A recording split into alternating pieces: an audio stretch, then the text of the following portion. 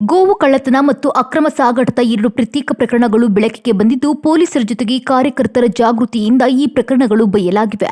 ಆ ಕುರಿತು ಒಂದು ವರದಿ ಇಲ್ಲಿದೆ ನೋಡಿ.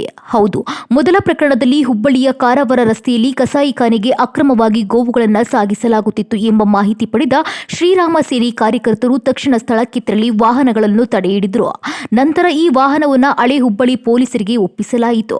ಈ ಸಂಬಂಧ ದೂರು ದಾಖಲಿಸಿಕೊಂಡಿರುವ ಪೊಲೀಸರು ತನಿಖೆ ಮುಂದುವರೆಸಿದ್ದಾರೆ. ಕಾರ್ಯಕರ್ತರ ತ್ವರಿತ ಕ್ರಮದಿಂದ ಅಕ್ರಮ ಸಾಗಾಟ ತಡೆಯಲು ಸಾಧ್ಯವಾಗಿದೆ. ಇನ್ನೊಂದು ಪ್ರಕರಣದಲ್ಲಿ ಐಷಾರಾಮಿ ಫರ್ನಿಚರ್ ಕಾರನ್ನ ಬಳಸಿ ಬೀದಿ ದನಗಳನ್ನ ಕಳ್ಳತನ ಮಾಡುತ್ತಿದ್ದ ಖತರ್ನಾಕ್ ಗ್ಯಾಂಗ್ ಅನ್ನು ಬೆಂಡಿಗಿರಿ ಪೊಲೀಸರು ಪತ್ತೆ ಹಚ್ಚಿದ್ದಾರೆ.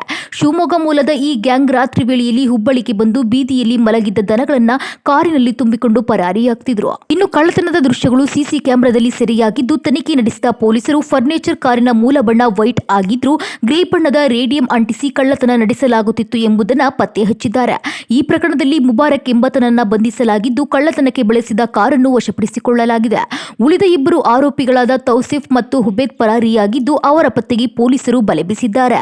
ಒಟ್ನಲ್ಲಿ ನಗರದಲ್ಲಿ ಗೋವು ಕಳ್ಳತನ ಮತ್ತು ಅಕ್ರಮ ಸಾಗಾಟ ಪ್ರಕರಣಗಳು ಹೆಚ್ಚುತ್ತಿರುವ ಹಿನ್ನೆಲೆ ಪೊಲೀಸರು ಕಟ್ಟುನಿಟ್ಟಿನ ಕ್ರಮ ಕೈಗೊಳ್ಳಬೇಕೆಂಬ ಒತ್ತಾಯ ಸಾರ್ವಜನಿಕರಿಂದ ವ್ಯಕ್ತವಾಗಿದೆ.